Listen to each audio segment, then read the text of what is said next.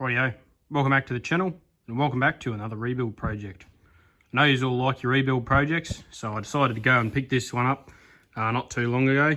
It is a late 90s model YAMAHA 15F two-stroke, and it's got a cracked block. So as you can see, there's our problem. So what I'm going to do today, I've got a new block which I got from our Chinese friends. These blocks are very common to the Chinese Parson, Sale, and I believe C-Tan is the other brand that makes them. They're the main ones that are sold in Australia, made in China. But yeah, the blocks and everything are exactly the same as these YAMAHA 15s. So I've got that to fit up, obviously, to resolve our crack. But in the meantime, I've also decided I might as well chuck a set of rings in it, because obviously it's going into a new bore. So we've got some MPR rings here, which is supposedly the OEM makers of Yamaha piston rings.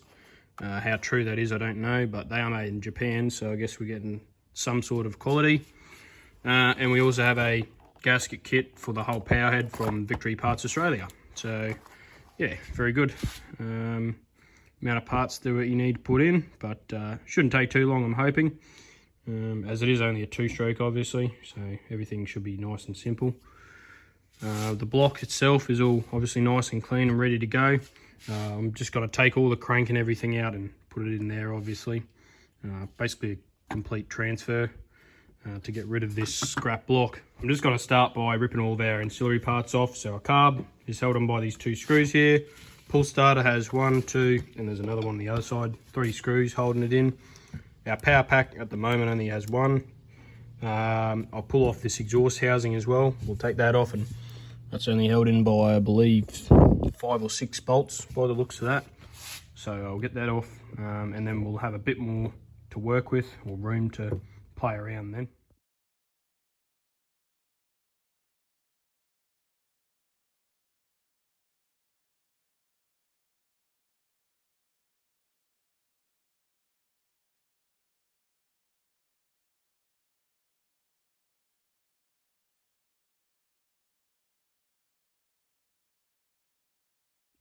Rightio, so as you can see, the power head's now back to its most basic form.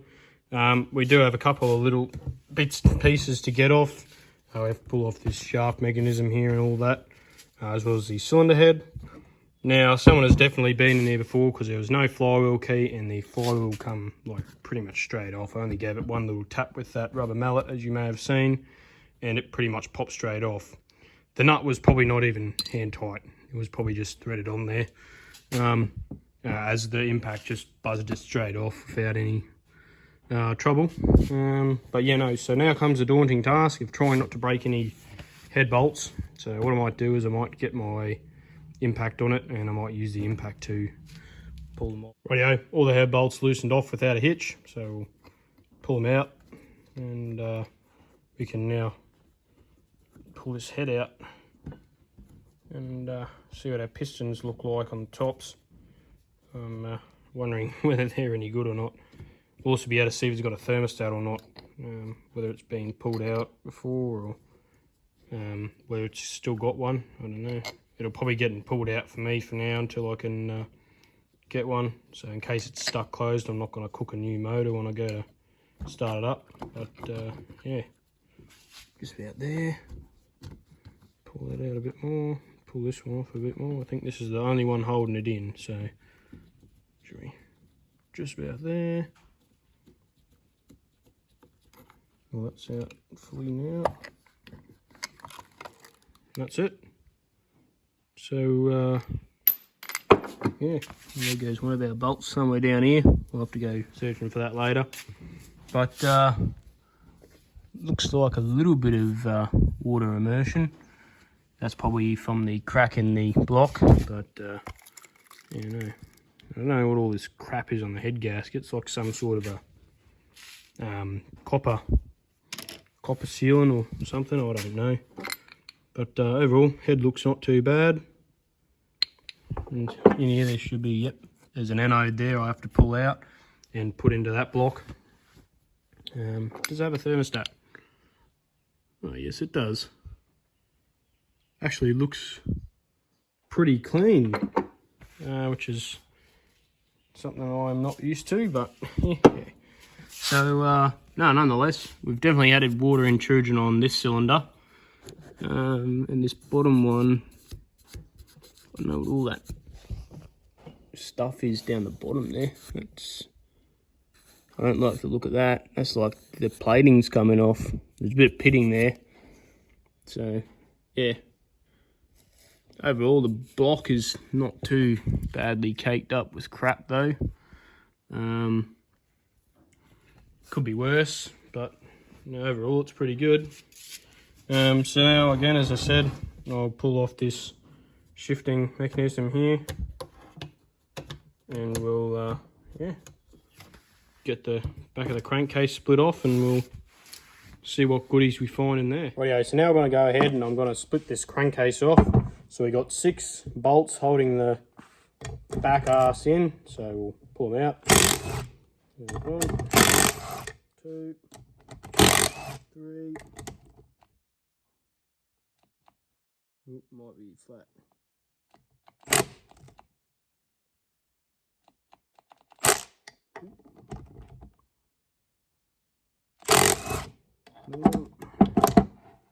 Right, new battery acquired. So we'll pull the rest of this off. Okay,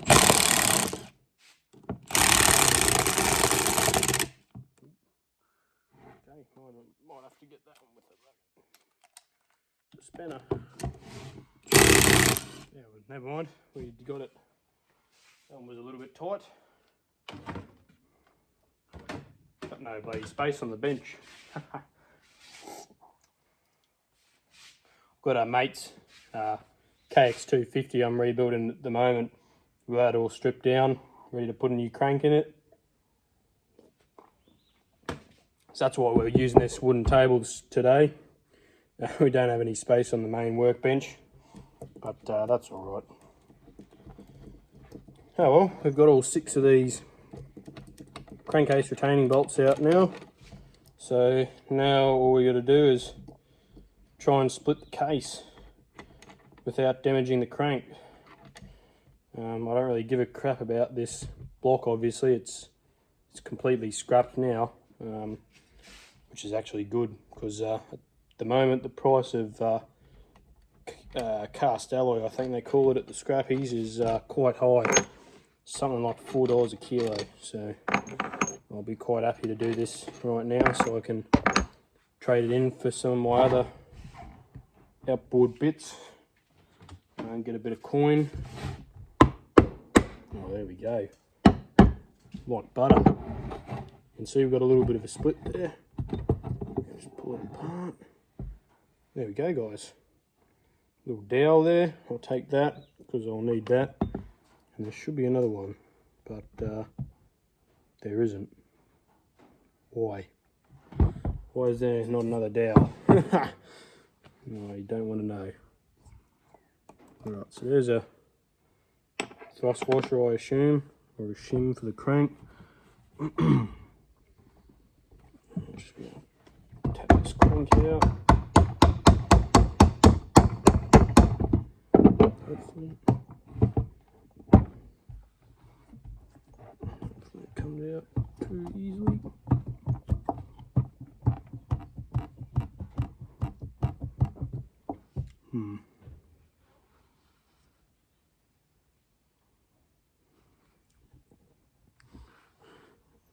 This is a bit easier.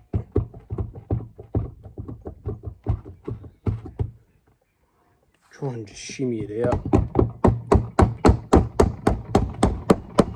So after a bit of persuasion, managed to come out, thankfully.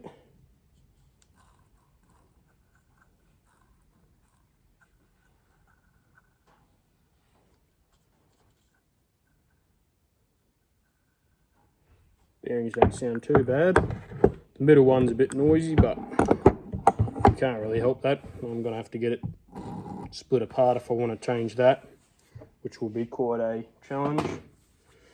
So yeah, no, looks like the corrosion's gotten into the head a fair bit. unfortunately. So I don't know, the power head I should say, like the block, the crankcase.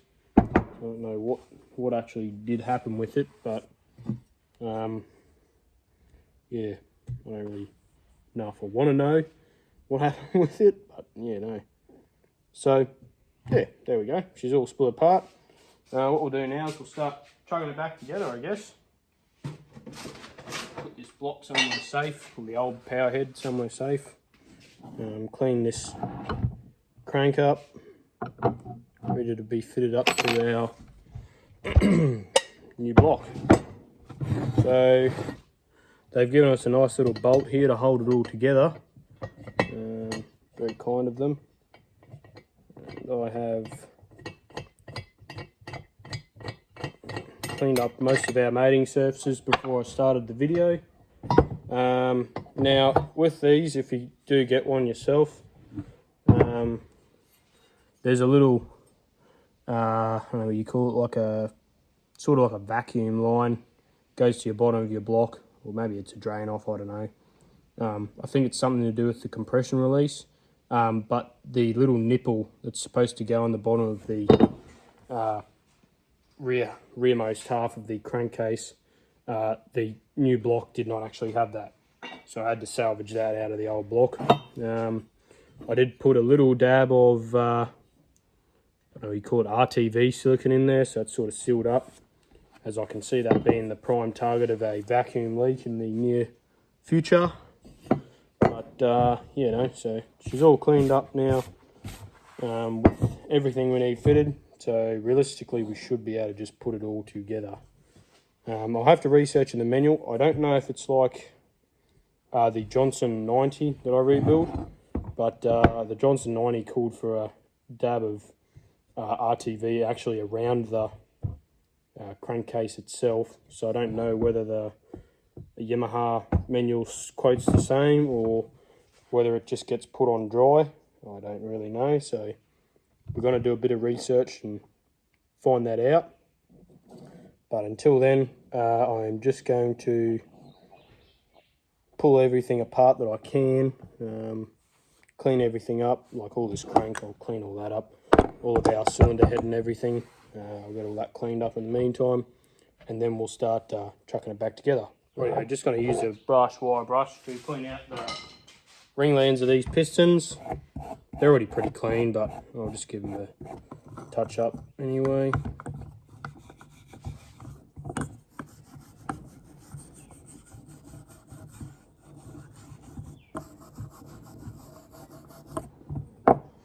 Rightio, that'll do. I'll just give them a bit of a wash off with a bit of solvent, and then we'll wipe it with a rag, and we'll all our new NPR rings up. Before we go much further, with our bore here, I just want to get a special tool I've got. I got given by a mate a fair while ago. It's pretty cool, and I think you will quite like it. Those of you who are engine builders will already know what this tool is, but those of you who are new to engine building or don't usually do any of this,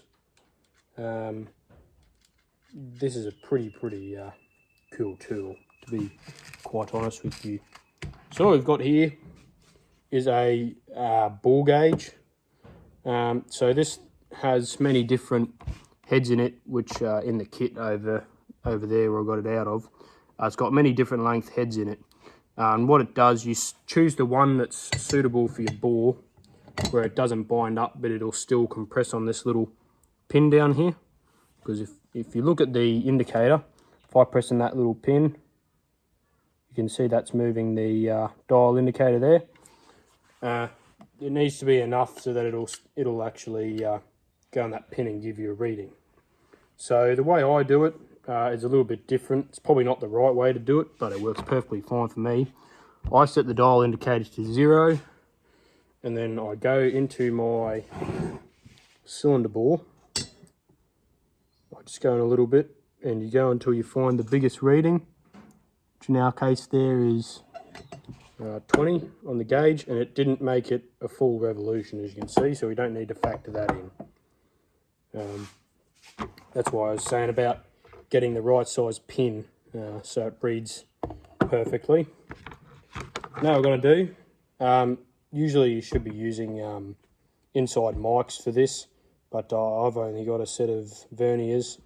These are pretty accurate anyway. These are accurate enough for what the manual's specifications are. So what we're going to do, or what I'm going to do is, I'll spin it around this way so you can see. I'm just going to close up on the little pin here and the dowel over here until this gauge here reaches that 20 that we measured before, and that'll give us a dimension for our our bore.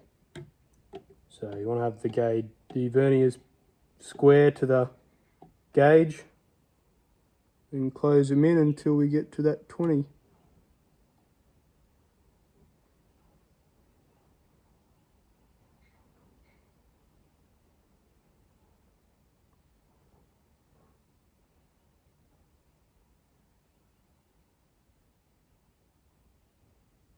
There we go. So on our verniers here, measurement is 55.97. So our bore size, according to the manual, needs to be 56 millimeters. So I'm very happy with how that bore is. Next thing I'm going to be doing is measuring this bottom one. I've only just shown you that, so I'll do this one and I'll give you the reading I get on the vernier calipers once I've measured this bore up. Right, yeah, that one measured in at 55.99. Perfect for what we need. So we'll close the verniers up, put our indicator back away in this case, and I next want to get our feeler gauges, oil our rings up, and I want to check the end gap for our piston rings. Right, so we've now got our rings together, and there's a really not obvious way that they're supposed to go on. So the way you tell which one's your top and bottom, I don't know if you can see there, try and get it to focus. There's sort of a, there we go, sort of a little edge that sort of caves in. I don't know if you saw that. If you look at it over here, you can probably see it a little bit better. But yeah, put it like that. Yeah, you can sort of see that the edge here caves sort of downwards, and it's also got a little bit of a nick on the top. There's also a little end there. To focus again, there we go. That stands for just face the ring to the top of the piston. So this one over here is our second ring. It's completely flat the whole way around. Again, it's also got an end on the top, but yeah, that's obviously just a reference point for when you're putting it in the piston. So what we're going to do now, I've done the two top rings, they're both in spec, but we're going to do the two bottom ones. I'll show you how I do it. So I just stick them in a little bit, get the piston, just sort of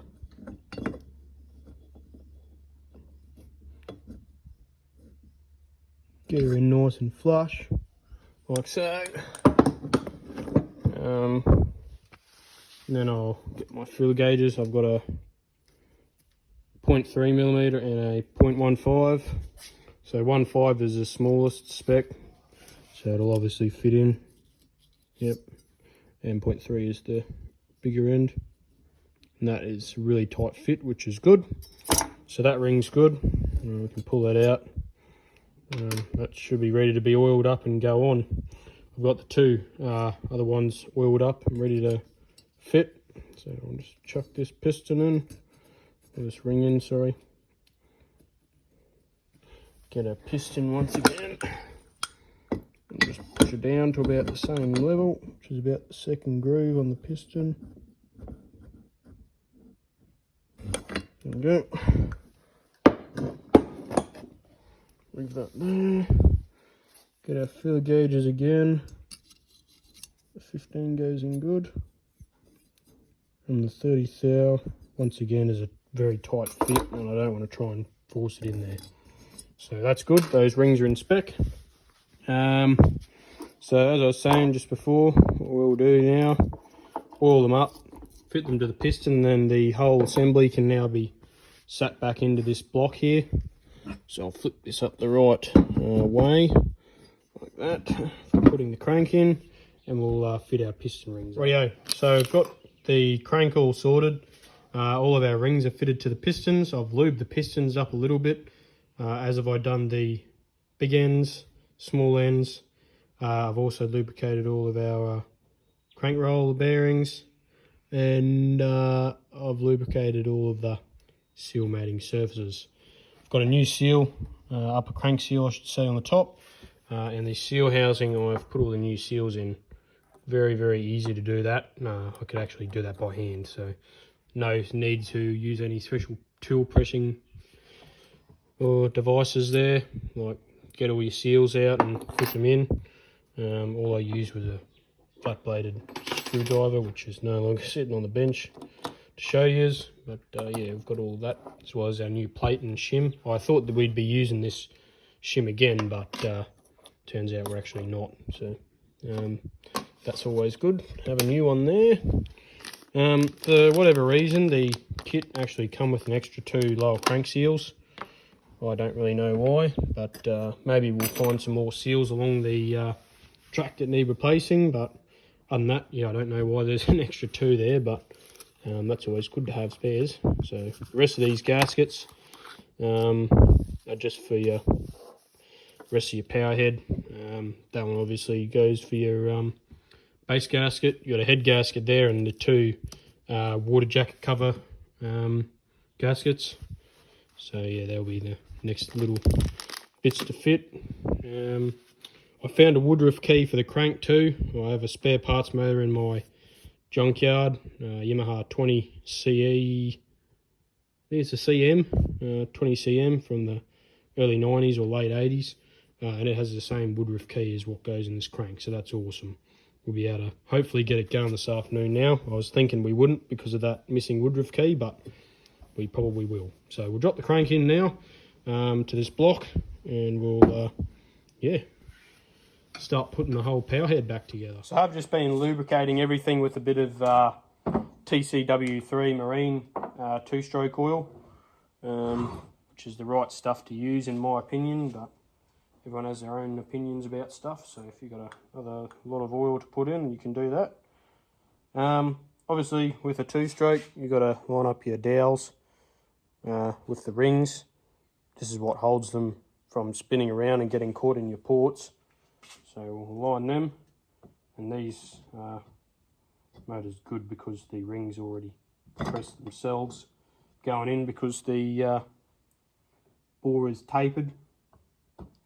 So we'll get them up like this, get them slotted in.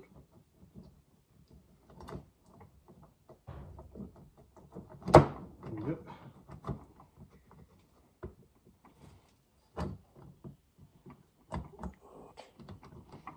Get this one sort of slot in, that would be nice. It doesn't want to though. Just trying to be extra careful. I don't want to sort of force it in and break it. So I might get my screwdriver and just sort of lever it a bit so I don't snap it off in there.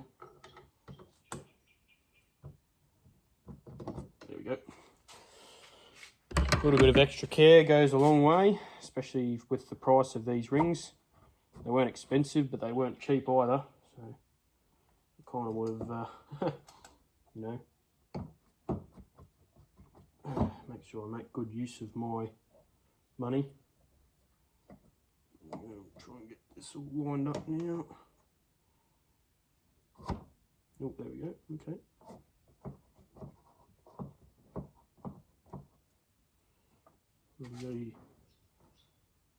Oh yeah, that looks bloody awesome, guys. So we've got it all in. Now we have to do, there's a couple of dowels on the top of these bearings which just have to be rolled over into the crankcase, like so. It might be a little bit tricky now that I've got a little bit of weight on the crank, but yeah, that's the last one. Just use my screwdriver to make sure they're all positioned nicely in there. Make sure our crank is fully seated, which it is. Excellent. There we go. So our crankcase is now together. I'll leave this up on here. We should be able to turn it over now.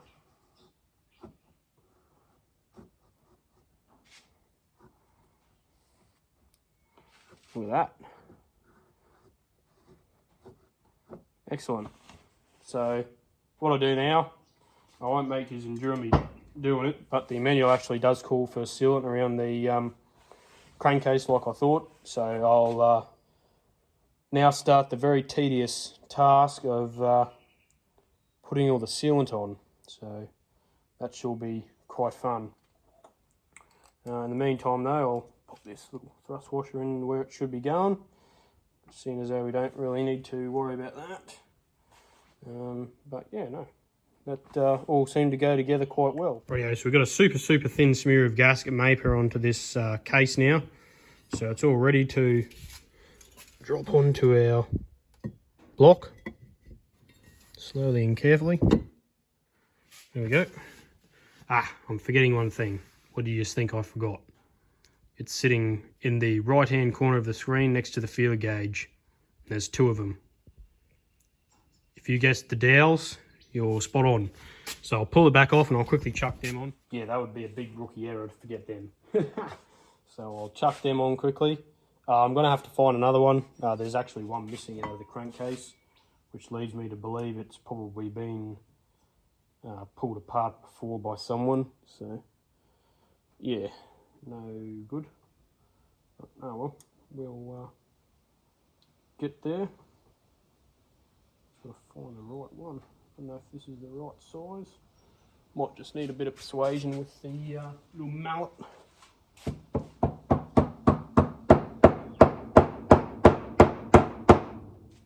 That's exactly what it needed. Alright, so we'll now put it all together. There we go.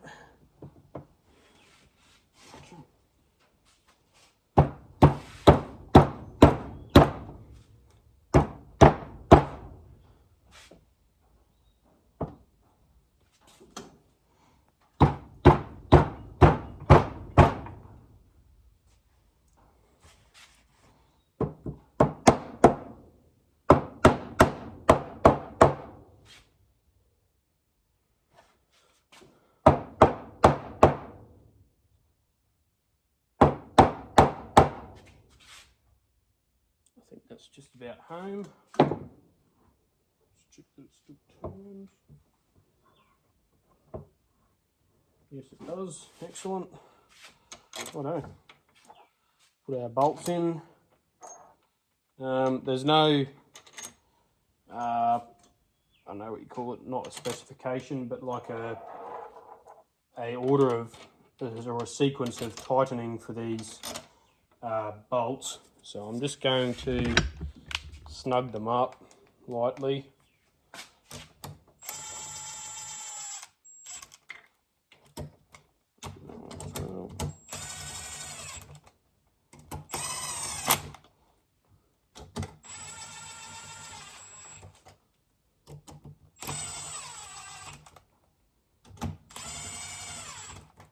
Now I shall find our torque spec for them and do them up to the correct torque. Rightio, torque specs for the power head. We've got 15 Newton meters for the first stage, and then 30 Newton meters for the second stage. So that just means I'll have to do all of these bolts up to 15 Newton meters, then up to 30.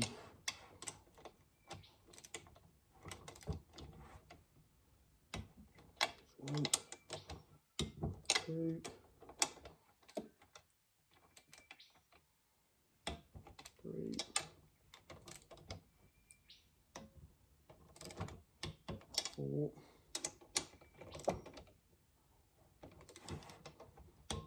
four, 5, 6. Just check it rotates still.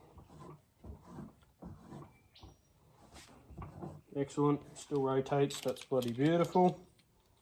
Loosen off our torque wrench. We won't need this one anymore, I've got to move up to the 3/8 one now. And now we'll move up to the 3/8 one, which is 30 Newton meters. So there we go, there's 30 Newton meters.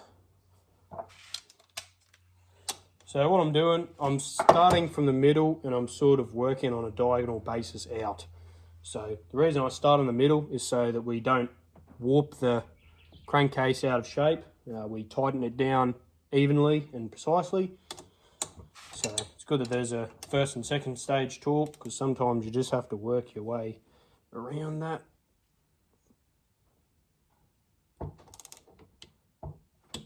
That's 30.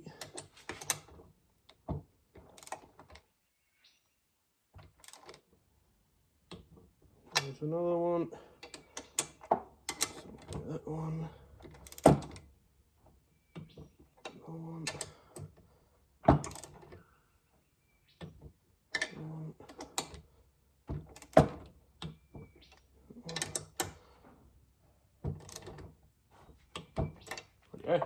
There we go, that's all torqued now. Just check the crank still rotates. Couldn't get any better than that. So, right, yeah. That's this one. What I'll do is I'll just wipe all the gasket maker from around the block. So I'm just going to wipe all the excess out. We've torqued it down.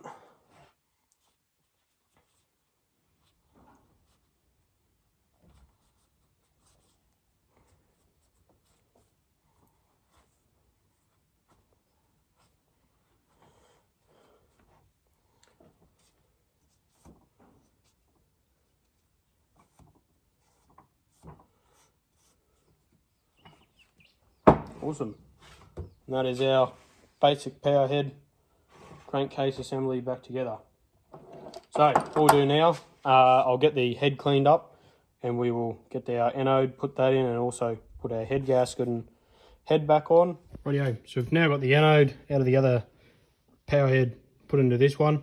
It's in quite good nick, and I've even been able to recycle the screw. So I've just oiled the threader bit on that. And put it on, obviously cleaned all the block face in the anode so it makes contact with it, as that's what you want. You don't want any paint or anything getting in between your anodes. That's why most anodes say do not paint, because otherwise you won't get a good contact. Another thing I've done is clean the head up a little bit.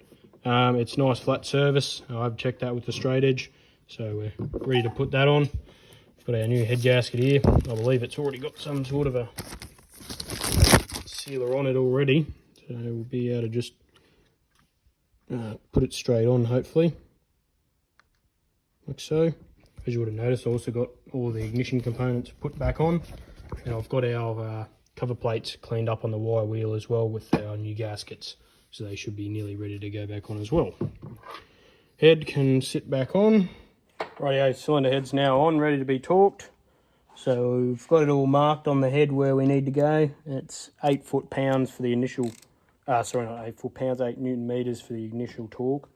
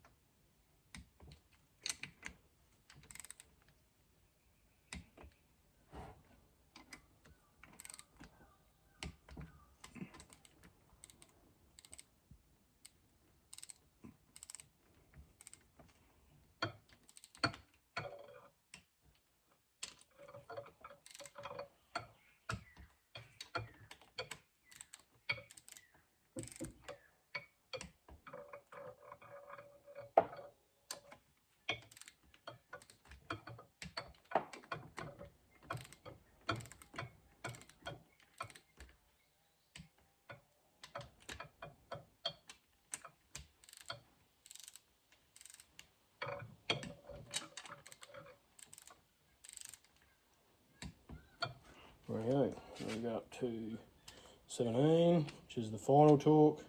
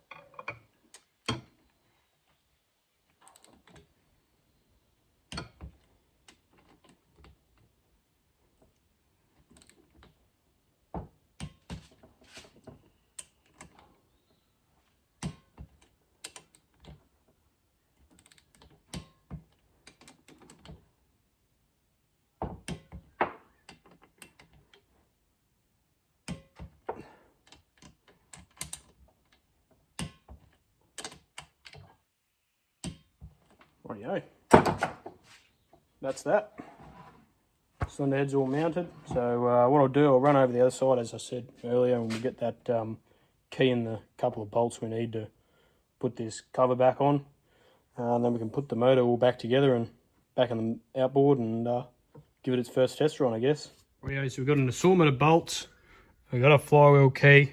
So we're ready to put the flywheel on, but first we'll put this cover back on just to get all that finished off. And then we can start putting all the carb and the reeds in. And then we can mount the power head back up, hopefully. So, yeah, getting close, but not close enough yet. So we'll crack on and see what we can get done.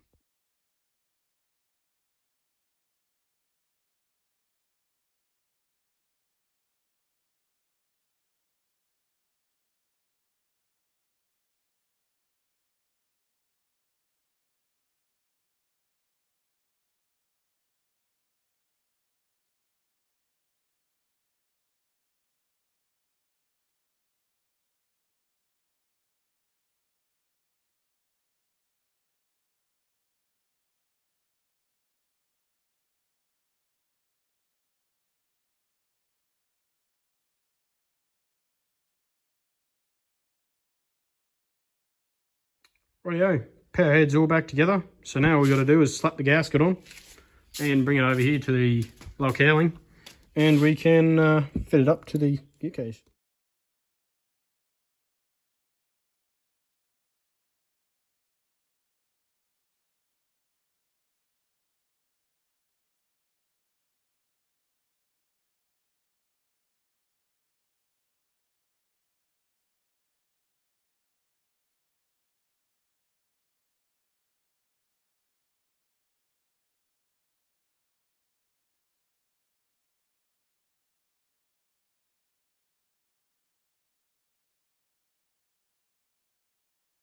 Yeah, we're going to go for a start now and see how it runs. Hopefully not too bad. Yeah, here goes. Some choke still.